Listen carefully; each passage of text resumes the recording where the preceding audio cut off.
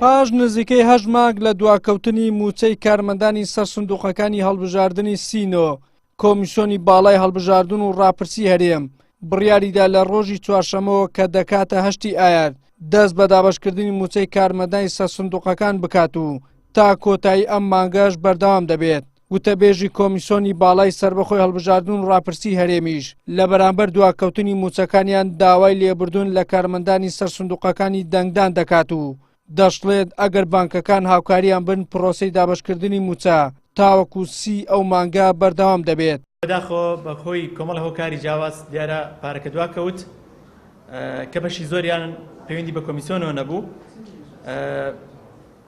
بەڵام ئەوەی کە جێگەی خۆشحاڵیە دەمانوێت ڕای بگەێنین ئەمڕۆ بە هەوڵ و هیمەتی هەموو لایەک توانرا بە سوپاسەوە ڕەزامەندی بەڕێز وەزیری دارایی وەربگرێ لەسەر ئەو بڕەپارەی کە پێویست بوو تەمیلمان بکرێ کە بریتە لە نزیکەی 6 ملیار دینار.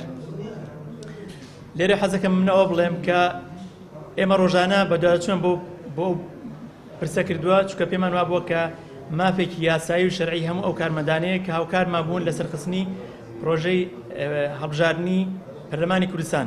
بەڵام بەداخەوە خۆتان ئاگادارن کە لە هەرێمی کوردستان بەهۆی نەبوونی سیولە یەک لە گرفتە گەورەکانە ڕاستی ئێمە وەکو ڕقم هەمان بووە، بەڵام وەکو سیولە نەما بووە، لە بەردەستماندا نەبووە، تەنها پارێزگای هەڵەبجە بۆ ئەویش لە کاتی خۆیدا تەوزیعمان کرد و دوانەخرا. لە سنووری پارێزگای هەولێر بۆ موچەی کارمەندانی سەر سندوقەکان 24 بانک تەرخان کراوە، لە سلێمانیش 17 بانک و لە دهۆکی 11 بانک دەستنیشان کراوە. بەپێی بڕیارێکی کۆمیسیۆنی باڵای سربەخۆی هەڵبژاردن و ڕاپرسیش هیچ کەسێک ناتوانێت لە جیاتی کارمەندەکە موچە وەربگرێت.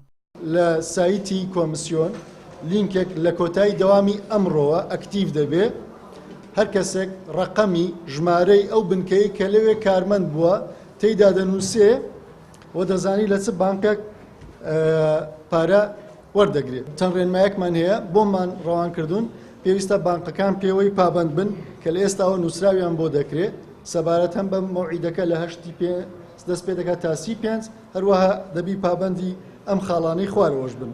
نابێت کەس لە جێگای کەس ئەو پارەی وەربگرێت، پێویستە کارمەند خۆی بێت بۆ وەرگرتنی، یعنی کەس نابێت لە جیات کەس بچێ بۆ پارەکە، دەبێ کارمەندی کە بە فعلی کارمەند بووە خۆی بچی پارەکە وەربگرێت. کە دەچێ پێویستە بەڵگەنامەیەکی لەو بەڵگەنامانەی پێوە بێ، هەویەی ئەحوالی شەخسی یان کارتی نیشتیمانی یان ڕەگەزنامەی عێراقی یان مۆڵەتی شۆفێر یاخود پاسەپۆرت.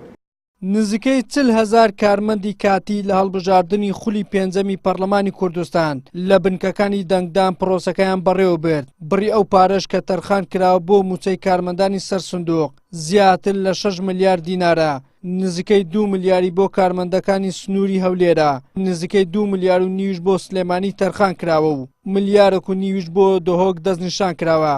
هاوکات جگە لە بەڕێوەبەری قوتابخانە و وێزگەکان کە هەریەکەیان بڕی 200,000 دیناریان پێدەدرێت، بۆ تەواوی کارمەندەکانی تر هەر کەسێک بڕی 150,000 دیناری پێدەدرێت.